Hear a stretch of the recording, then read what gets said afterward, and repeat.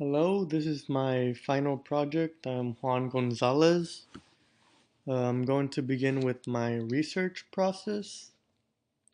So before Bonnie's class, basically my research process was I thought everything was just a source. I didn't know about primary sources and secondary sources. So basically I just use sources as sources and not care about where they came from. And I also didn't care much about validity. I wouldn't look into an author or look into a background of a source to make sure it's good, like looking at the website or making sure if it has lots of ads or if making sure the author is well educated or in the field that I'm like looking at, the subject.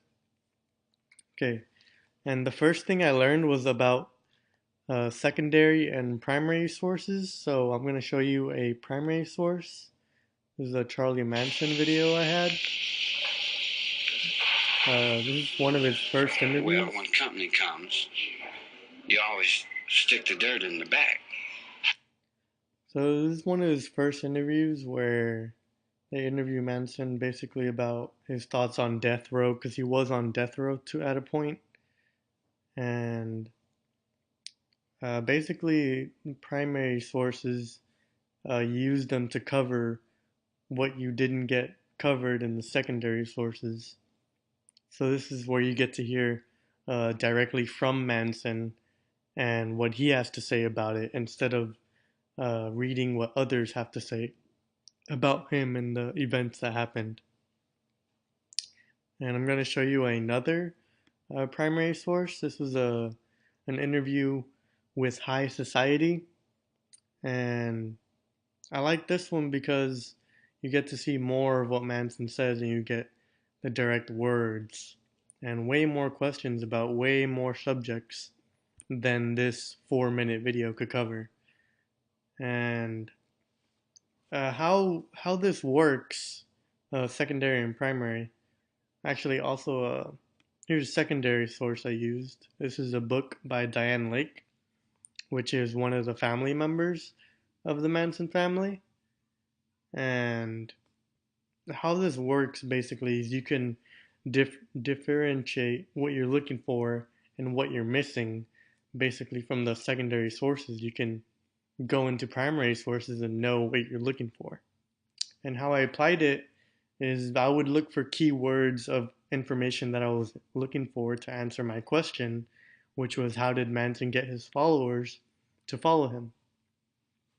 Some challenges I faced was an abundance of info at first and choosing the right sources and looking for correct information because there was so much conspiracy behind what happened with Manson saying that it was a cover up for something bigger. So it was hard to choose what to choose as a source. Okay, the second thing I learned. Let me just make sure I'm recording. Pretty sure. Okay. Uh, the second thing I learned is good sources like scholarly articles. And here's an example of a scholarly article I had. It's the application of the sociological theories to multiple murder. This is basically looking at the environment that Manson grew up in to see why his upbringing led to these murders. And how it works is this is good information that's backed up by good authors, and I found it in a university database by the UTRGV one, and I put it to good use. How I applied it is I put it to good use for my question because I was able to see his upbringing, and also they target a lot of the other family members, so you can learn about them also. They talk about Helter Skelter here, the murders, uh, arrest and conviction. This is the sociological theories like the labeling theory, where basically they say because Manson grew up basically in prison, so the more you label someone as a no good like prison bum, the more they're gonna think that they are that and become that. And a challenge I had was not having many scholarly articles to work with Manson pertaining to my question. This was basically the only one that I could find that could retain to my question. As you can see down here, they talk about family members. Squeaky, one of the first family members, uh, and many others. But the impact it had is it helped me have good researched information to work with, and also good authors. The third thing I learned was researching into authors. And if we go back up to the name, uh, two authors, both from Florida, University of Florida's. Um, I did. I'm going to show you the research I did into Kathleen M. Hyde, and she right here, down here, University of South Florida, Tampa. And we can go over here. She's a professor for sociology, and right here it says what she does into the research. So as you can see, the research I did was good because you could see that she is uh, a valid source of information to get from. And how this works is you can ensure validity into the authors. And how I applied it was making sure my authors were valid and educated. And as you can see here, she is a professor and she is very well educated. And so is the other professor. He also went to another university. He works in law now. Challenges I overcame. I was making sure all the authors were valid, and by doing deep research into them. Also, the impact that it had was being sure that I had good information to work with because I knew these authors were authentic. How I will use this in the future, I will make sure to look for scholarly articles and also to do good research into authors to make sure my authors are well equipped to provide this information to me. And moving on to the next one, writing process. Before Bonnie's class, I would just write in the order that I felt correct or in a timeline order. Uh, I wouldn't introduce authors or sources, I would just use the information. So I wouldn't provide background information so you can have confidence of where I'm getting this information from. The first thing I learned was to learn to order the paper in a certain way. And I can show you the outline that I used provided by the class. You can see it says introduction, discussion of problem, uh, stating my research question, stating my claim, uh, organized discussion of secondary sources. So because of the secondary sources, you can know what's missing and choose what to discuss from your primary research. Um, how this works is showing your info clean and orderly fashion to make it easily understandable. Uh, to make it easily understandable for my for anyone reading this paper. And how I applied it was using the outline perfectly, and it looked good. It did look very orderly fashion that you could easily follow and not lose track of what the information that you're going and not feel uh, like you're getting too much information. Um, the challenges I faced was making sure I had enough information and not an abundance of information. I wouldn't want to make people feel like it was too much and they just didn't understand the point I was trying to make. And I overcame this by using the feedback. I would ask certain questions, like if they felt I answered the question, if they felt I should add more or add less to my paper. I can show you in the comments actually. Let's edit browser.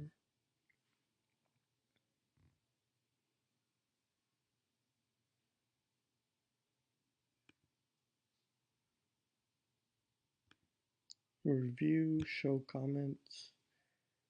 That I want to expand on secondary sources. Should I add more quotes or keep it as it is? Do you think this paragraph answers the essay's question? Should I expand more on it? Also, a question to you, Bonnie. Should I expand or uh, does it answer the question well?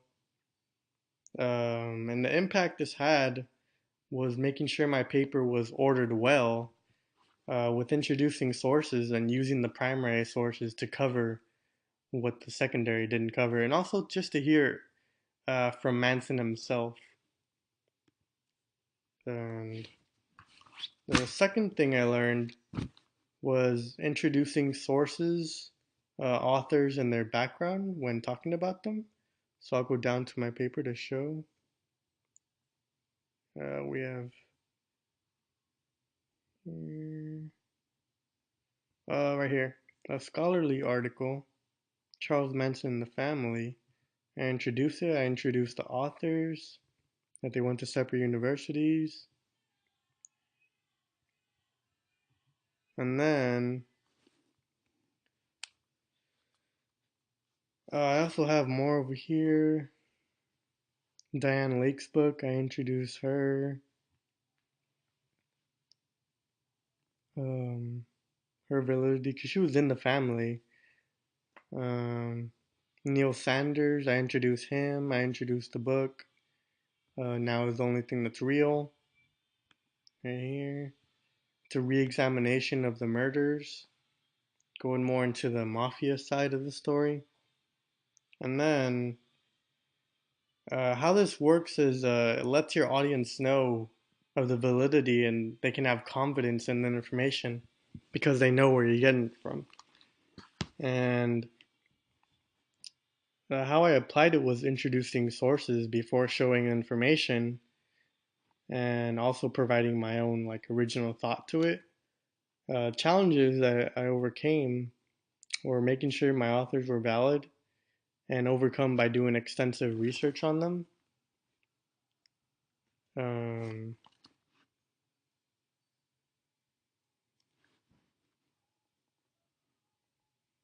how we'll use this in the future, I'll use the outline for future papers to be organized well and make sure my sources and authors are researched well enough so that I can have confidence to use them in my paper. Moving on to third thing I learned. The third part. Integrating secondary sources and writing with authority. Before Bonnie's class, I used to use any source. Going back to, I wouldn't differentiate between primary and secondary. And I used to not inspect sources enough. I wouldn't really research into them. I'd only use Google and I'd gather on one or two sources only. So the first thing I learned was differentiating between primary and secondary. And how this works is it helps organize the information and you can check what's missing. How I applied it was using primary to cover up what's missing from secondary and also to hear directly from Manson his side of the story. Challenges I overcame was getting the perfect sources and working with an abundance of sources at times. There was a lot of Manson interviews, almost too many. Um, Almost too many to work with at times because it'd just be too much. Let me see if I can find it. Here we can have interviews right here. Look how many video interviews, actually video interviews down here. How many video interviews we have, and these are transcript interviews up here. There's just so many to work with that I had to go through a lot to get exactly what I'm looking for. And let's see. The impact this had was it helped me organize my information way better than I would have. The second thing I learned was using crap sheets that we got in class. Um, this was used to inspect your sources, and I can show you one right here. This is for the Neil Sanders book, Now is the Only Thing That's Real. And you can see what we'd learn to ask about your sources. First is currency. When was the information published? Was it revised? Are there links? Does it have current information or older? And this happened all in the late 60s, so it's all older information, which is what we need. And does the information, next we have relevance. Does the information relate to your topic? Have you looked at more sources? Would you be comfortable citing this? Authority is next. How credible is the source? Who is the author? The credentials, organizational affiliations. Are they qualified? Is there contact information? There was for this author. This author had a degree in psychology, film, and media studies. He did a lot of studies on mind control, and he's also written books over the media lies and mass manipulation. Next, we have accuracy. Where does the information come from? It comes from a variety of sources. The information, is it supported by evidence? It was. Does it seem unbiased? Are there spelling, grammar errors? No. Next, we have purpose. The purpose of the information of this book was to inform and also to kind of persuade to think differently of the Manson murders. Most of it is fact. It could be opinion because of where you're getting the sources from. And you have notes down here where you can write whatever you want. And whatever it was gives you the mainstream accepted story first, and it gives you a completely different version of what went down that led to the Manson murders.